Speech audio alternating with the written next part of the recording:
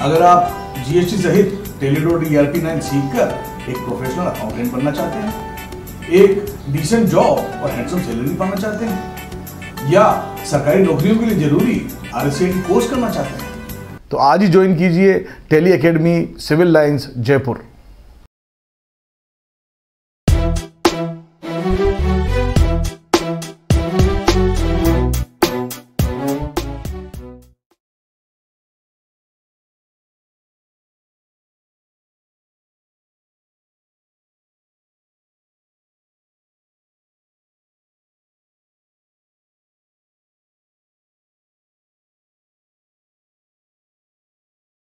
नमस्कार, मैं हूं सूरज धरोवर और मैं आप सभी का अकाउंटिंग क्लासेस के आज के सेशन में स्वागत करता हूं। आज हम कुछ ऐसे टर्म्स यानी शब्दों के बारे में सीखेंगे जो कि व्यापार यानी बिजनेस और अकाउंटिंग यानी लेखांकन के क्षेत्र में बार बार उपयोग किए जाते हैं। पहला शब्द है व्यय यानी खर्चा यानी एक्सपेंसेस।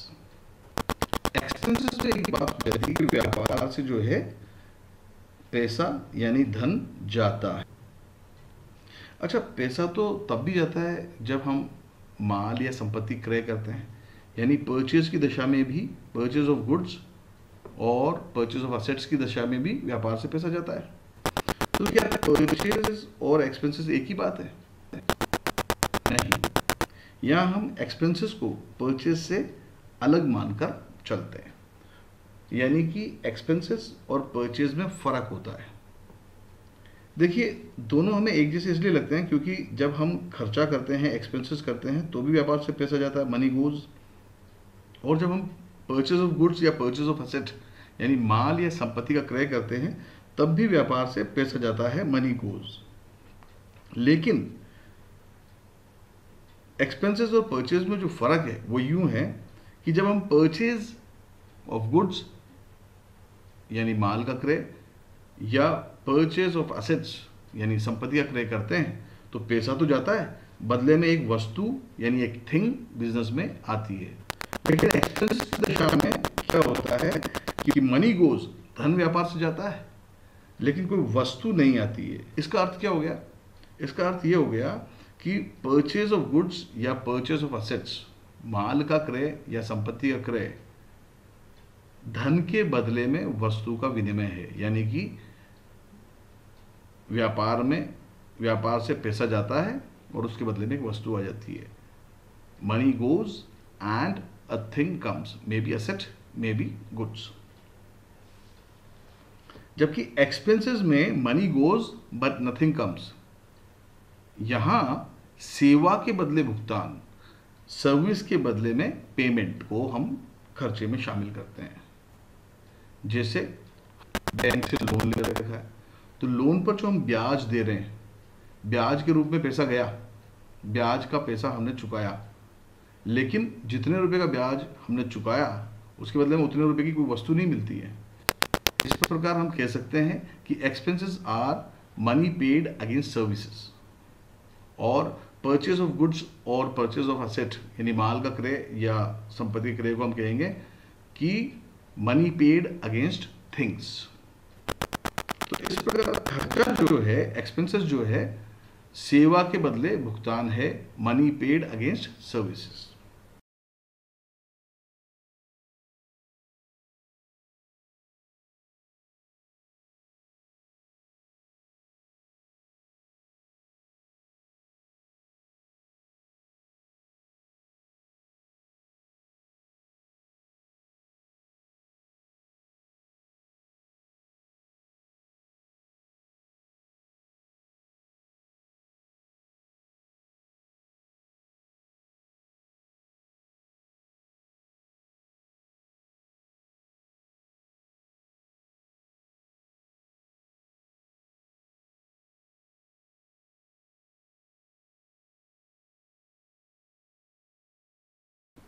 यहां एक और शब्द पर विचार करने का बनता है, वो है हानि यानी लॉस या नुकसान। व्यय यानी एक्सपेंसेस और हानि यानी लॉस के अंदर हमें अंतर समझना चाहिए। दोनों दशाओं में, खर्चे की दशा में और हानि की दशा में, व्यापार से धन जाता है लेकिन कुछ भी नहीं आता है। खर्चे और हानि में एक बात कॉमन है, दोनों में धन जाता है यानी मनी गोज, लेकिन कुछ भी वस्तु व्यापार में नहीं आती है यानी नथिंग कम। इससे व्यापार में होने वाला खर्चा यानी एक्सपेंसेस और हानि एक जैसे नजर आते हैं, लेकिन इन दोनों में भी फर्क है। खर्चों का आपको पहले से आइडिया होता है, इसके बारे में आपको पहले से ज्ञान होता है, यानी कि खर्चे एक्सपेक्टेड होते हैं, अपेक्षित होते हैं। जैसे किसी भी व्यक्ति को हमने जॉब पर रख रखा है तो हमें महीने के अंत में उसे सैलरी यानी वेतन के रूप में कोई धनराशि देनी पड़ेगी, यह हमें पहले से पता होता है। जबकि हानि या नुकसान के बारे में पहले से मालूम नहीं होता, यह अनअपेक्षित होता है, अनएक्सपेक्टेड होता है। जैसे अगर जो कर्मचारी हमारे यहाँ काम कर रहा है वो किसी दिन हमारे बैंक में पैसे जमा कराने जा रहा था और रास्ते में उसका एक्सीडेंट हो गया, तो अब उसकी दवाई पर, उसके इलाज पर कुछ खर्चा हमें करना पड़ गया, तो वो पैसा गया और उसके बदले में हमें कुछ मिलने वाला नहीं है। लेकिन ये जो पैसा गया है इसका हम हानि बोलेंगे, क्योंकि ये अपेक्षित नहीं था, ये पहले से एक्सपेक्टेड नहीं था। कुल मिलाकर खर्चे और हानि में फर्क यह है कि खर्चे अपेक्षित होते हैं जबकि हानि अनअपेक्षित होते हैं। Expenses are expected but losses are unexpected.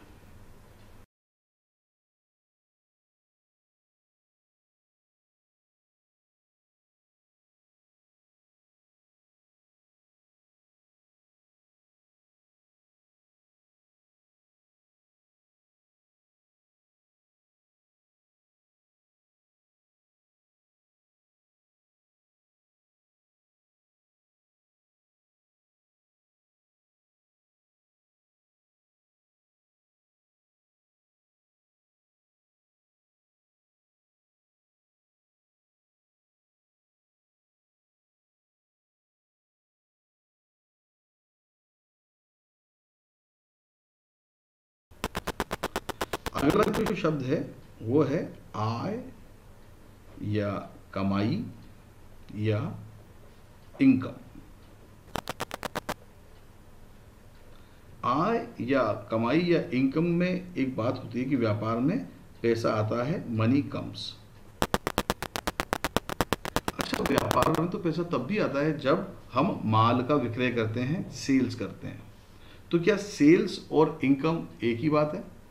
नहीं, इनकम और सेल्स को हमें अलग अलग मानना चाहिए। इनकम और सेल्स में फर्क होता है। देखिए, दोनों एक जैसे इसलिए लगते हैं क्योंकि कमाई में भी व्यापार में पैसा आता है और जब हम माल बेचते हैं, सेल्स ऑफ गुड्स जब किया जाता है तब भी व्यापार में पैसा आता है, मनी कम्स। इससे विक्रय यानी सेल्स और इनकम यानी आय एक जैसे दिखते हैं, लेकिन दोनों में फर्क है।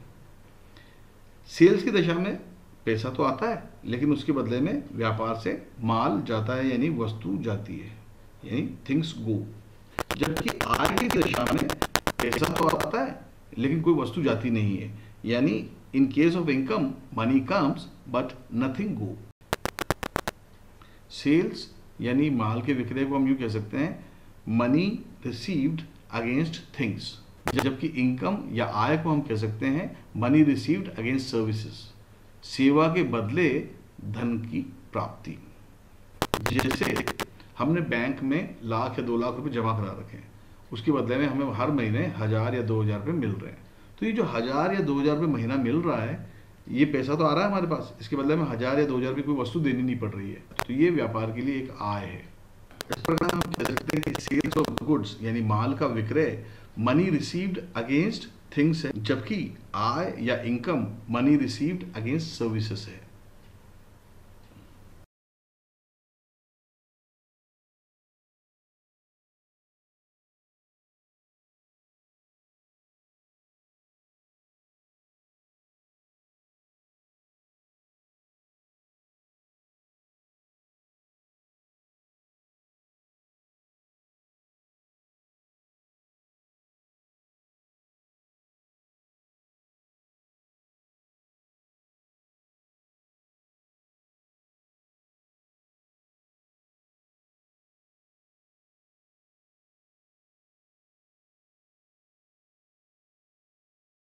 हमने अपनी पहले की कक्षाओं में समझा है कि व्यापार के कॉस्ट यानी लागत और रिकवरी यानी वसूली का अंतर लाभ या हानि कहलाता है, प्रॉफिट या लॉस कहलाता है। उसे हम आय यानी इनकम या व्यय यानी एक्सपेंसेस नहीं कहते हैं, क्योंकि इनकम और एक्सपेंसेस, आय और व्यय अपेक्षित होते हैं, जबकि प्रॉफिट और लॉस यानी लाभ और हानि अनपेक्षित होते हैं। जैसा कि हम जानते हैं, किसी भी व्यापार में पहली तारीख को यह नहीं कहा जा सकता कि वर्ष के अंत में कितना लाभ या हानि होगा, कितना प्रॉफिट या लॉस होगा। यानी यह अनपेक्षित होता है, अनएक्सपेक्टेड होता है, और लाभ या हानि भी अनपेक्षित होती है, प्रॉफिट या लॉस भी अनएक्सपेक्टेड होता है। इसीलिए व्यापार में लागत या वसूली के अंतर को लाभ या हानि कहते हैं। व्यापार में अनिश्चितता होती है और लाभ और हानि भी अनिश्चित होते हैं। लाभ यानी प्रॉफिट के उदाहरण में हम शामिल कर सकते हैं किसी कंपनी की अंश पूंजी यानी शेयर्स को बेचने से होने वाला फायदा। तो gain on sale of shares एक लाभ का उदाहरण है, प्रॉफिट का उदाहरण है।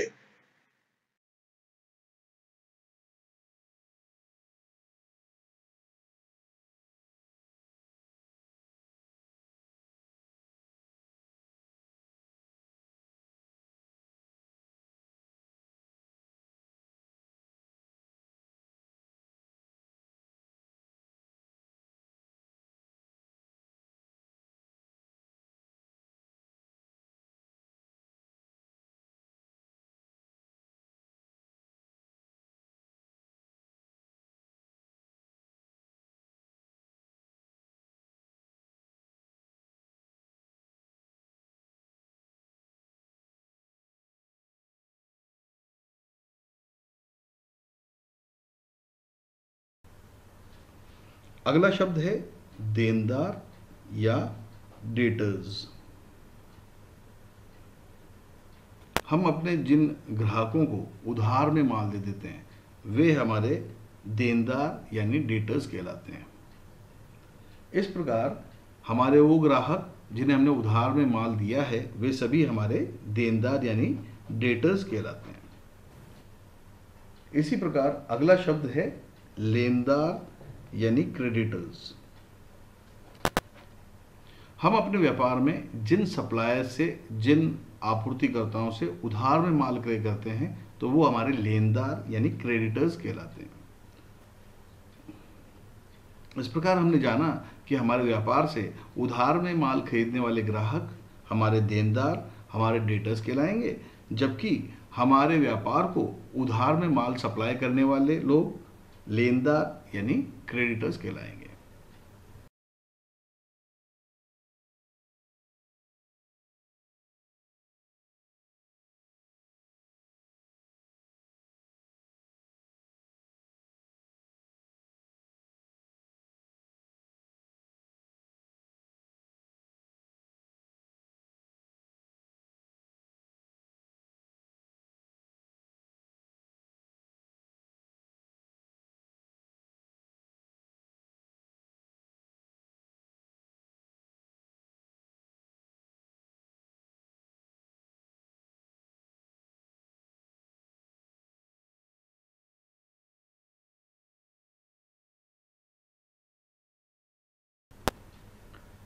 अगला शब्द है संपत्ति यानी असेट। इस शब्द के बारे में हम पहले भी बातचीत कर चुके हैं। संपत्ति में कुछ ऐसी वस्तुएं शामिल होती हैं जो कि पुनः विक्रय के उद्देश्य से नहीं खरीदी गई हैं, बल्कि व्यापार के सुचारू संचालन के लिए उपयोगी हैं, व्यापार में ही रखी जाएंगी। संपत्ति में हम कुछ व्यक्तियों को भी शामिल करते हैं। ऐसे व्यक्ति जिनसे भविष्य में व्यापार को धनराशि प्राप्त होगी वे सभी असेट्स कहलाते हैं। जैसे देनदार, हमारे ग्राहक जिन्हें उधार में माल बेचा गया है। इसी प्रकार हो सकता है कि किसी व्यक्ति को हमने ऋण दिया हो तो दिया गया ऋण। इसी प्रकार जमाएं यानी डिपॉजिट्स। इस प्रकार संपत्ति में वस्तुएं भी शामिल हो सकती हैं और व्यक्ति भी शामिल हो सकते हैं।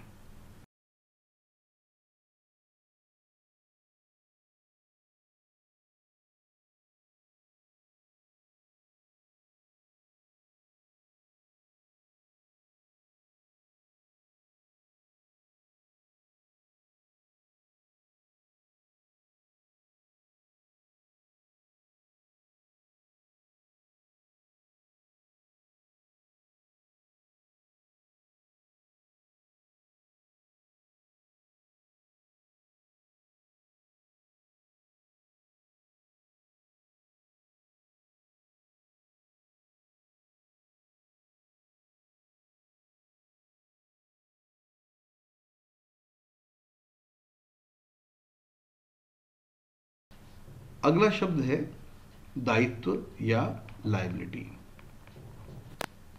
दायित्व या लायबिलिटीज संपत्ति या एसेट्स के बिल्कुल विपरीत होते हैं। संपत्तियों से भविष्य में व्यापार को धनराशि प्राप्त होती है। अगर कोई संपत्ति जो कि वस्तु है तो हम यदि चाहें, यदि जरूरत पड़ जाए तो उस वस्तु को बेचकर व्यापार में पैसा ला सकते हैं।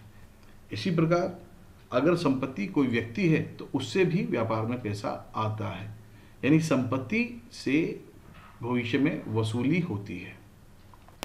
जबकि दायित्व वे होते हैं जिनके कारण भविष्य में व्यापार से पैसा जाता है। दायित्व में शामिल हैं लेनदार यानी क्रेडिटर्स, ऐसे व्यक्ति जिनसे उधार में माल खरीदा गया है। इसी प्रकार लिया गया ऋण, लोन्स टेकन। दायित्व में टैक्सेस यानी कि कर भी शामिल होते हैं, जैसे जीएसटी, टीडीएस, टीसीएस, जो कि व्यापार से सरकार को चुकाए जाते हैं।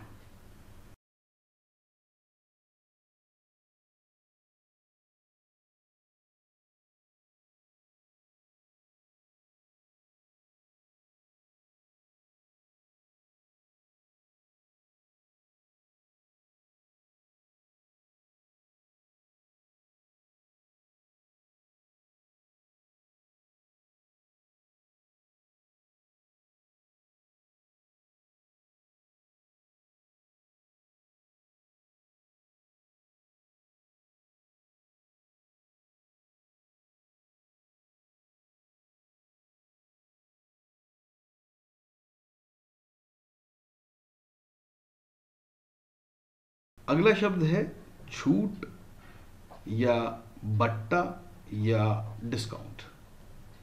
यदि विक्रय मूल्य में कुछ कटौती कर दी जाती है तो उसे हम छूट या बट्टा या डिस्काउंट कहते हैं। ये डिस्काउंट दो तरह का होता है। पहला है व्यापारिक छूट यानी ट्रेड डिस्काउंट, और दूसरा होता है नगद छूट यानी कैश डिस्काउंट। अब हम समझते हैं व्यापारिक छूट और नगद छूट में क्या फर्क होता है। मान लीजिए हमारी वस्तु का विक्रय मूल्य है 1000 रुपये। अब कोई ग्राहक आता है और हमसे पूछता है कि भाई वस्तु कितने की दी, तो हमने कहा 1000 रुपये पर पीस। उस ग्राहक ने कहा कि भाई कुछ कमी करो रेट में, तो हमने कहा नहीं, एक ही रेट है। तो ग्राहक हमें कहता है कि भाई मैं भी एक दुकानदार हूं, मैं आपसे 1-2 पीस नहीं लूंगा, 10 पीस लूंगा, तो क्या हमारे रेट में कुछ कमी करेंगे? अब ये जो वस्तु हम 1000 रुपये में बेच रहे हैं, हो सकता है हम इस पर 100 रुपये कमा रहे हों या 200 रुपये कमा रहे हो या 300 रुपये कमा रहे हो। मान लो हम पर पीस 300 रुपये कमाते हैं। अब कभी कभी हम दिन भर में 1 पीस बेच लेते हैं तो हम दिन भर में 300 रुपये कमा लेते हैं। कभी ऐसा भी होता है कि हम 2 पीस बेच लेते हैं तो 600 रुपये कमा लेते हैं। कभी ऐसा होता है कि हमने 3 पीस बेच लिए तो हम 900 रुपये कमा लेते हैं। अब आज हमारे पास एक ऐसा ग्राहक आया है जो कि 10 पीस एक साथ खरीद रहा है। इन 10 पीस पर अगर हम 100 रुपये पर पीस भी कम कर दें, यानी 200 रुपये पर पीस भी कमाएं, तो कम से कम 2000 रुपये कमाएंगे। तो यदि हम अपने उस ग्राहक को जो कि अधिक मात्रा में माल खरीद रहा है, उसे अपने विक्रय मूल्य में कुछ कमी कर देते हैं, तो जो कमी की जाती है उसे हम व्यापारिक छूट कहते हैं। व्यापारिक छूट की दशा में बिलिंग जो है विक्रय मूल्य में से व्यापारिक छूट की राशि घटाकर शुद्ध विक्रय मूल्य से की जाती है। अब मान लीजिए ये जो ग्राहक है वो हमारा जानकार है, वो हमारा परिचित है, और वो कहता है कि साहब ये 9000 रुपये जो है मैं आपको चेक द्वारा भुगतान करूंगा, 1 महीने बाद का चेक दूंगा, जबकि हम चाहते हैं कि आज ही पूरा भुगतान मिल जाए। तो हमने उससे कहा कि देखिए भाई, आप 9000 रुपये हमें 10-15 दिन या महीने भर बाद देंगे, लेकिन अगर आज ही हमें आप भुगतान कर देते हैं तो हम आपको 2% अतिरिक्त डिस्काउंट दे देंगे। तो ये जो अतिरिक्त छूट दी जा रही है ताकि भुगतान शीघ्र प्राप्त हो जाए। इसे ही हम नगद छूट यानी कैश डिस्काउंट कहते हैं। व्यापारिक छूट को हम इस प्रकार समझ सकते हैं कि बिल बनने से पहले विक्रय मूल्य में जो छूट दी जाती है उसे हम व्यापारिक छूट कहते हैं। जबकि नगद छूट या कैश डिस्काउंट के बारे में हम कह सकते हैं कि बिल बनने के बाद जो राशि प्राप्त हो सकती थी उसमें जो छूट दी जाती है उसे हम कैश डिस्काउंट यानी नगद छूट कहते हैं। इस प्रकार हमने सीखा कि व्यापारिक छूट प्राय अपने ग्राहक को इसलिए दी जाती है ताकि अधिक मात्रा में माल बेचा जा सके, जबकि नगद छूट यानी कैश डिस्काउंट अपने ग्राहक को इसलिए दिया जाता है ताकि उससे शीघ्रातिशीघ्र भुगतान प्राप्त किया जा सके।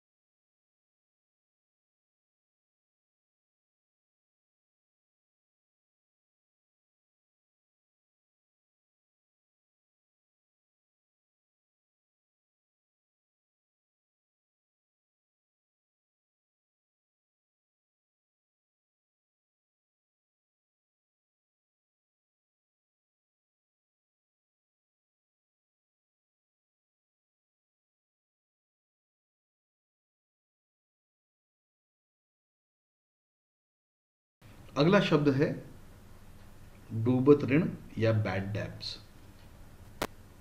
जब कोई हमारा ग्राहक जिसे हमने उधार में माल बेचा था यानी देनदार दिवालिया होने या मृत्यु होने या अन्य किसी कारण से हमें पैसे देने में असमर्थ हो जाता है, तो जो पैसा डूब जाता है उसे हम डूबत ऋण या बैड डेब्ट्स कहते हैं। इस प्रकार जो धनराशि हमारे ग्राहक से प्राप्त होने योग्य नहीं रहती है उसे ही हम बैड डेब्ट्स या डूबत ऋण कहते हैं। हम यूँ कह सकते हैं कि नगद छूट या कैश डिस्काउंट एक खर्चे का उदाहरण है, क्योंकि वो अपेक्षित होता है, हम सोच समझकर अपने ग्राहक को वो छूट देते हैं। जबकि डूबत ऋण या बैड डेब्ट्स एक हानि का उदाहरण है, ये अनपेक्षित होता है, इसके बारे में हमें पहले से आइडिया नहीं होता है। अगला शब्द है प्रमाण पत्र या वाउचर। व्यापार में होने वाले हर लेन देन का कोई ना कोई सबूत, कोई ना कोई प्रमाण जरूर होता है। जैसे हमने माल खरीदा होगा तो हमें एक बिल प्राप्त हुआ होगा, अगर हमने किसी को भुगतान किया होगा तो हमें रसीद प्राप्त हुई होगी, अगर हमने माल बेचा होगा तो हमने उसका बिल बनाया होगा, अगर हमें भुगतान प्राप्त हुआ होगा तो हमने कोई रसीद प्रदान की होगी। तो ये जो हमें बिल मिलते हैं, रसीद मिलते हैं, या जो बिल या रसीद हम जारी करते हैं वो उस लेन देन का, उस सौदे का, व्यापारिक सौदे का प्रमाण होता है। इन्हें ही हम वाउचर्स यानी प्रमाण पत्र के नाम से पुकारते हैं। इस प्रकार व्यापारिक सौदे के प्रमाण के रूप में मिलने वाले बिल या रसीद को हम प्रमाण पत्र या वाउचर्स के नाम से पुकारते हैं।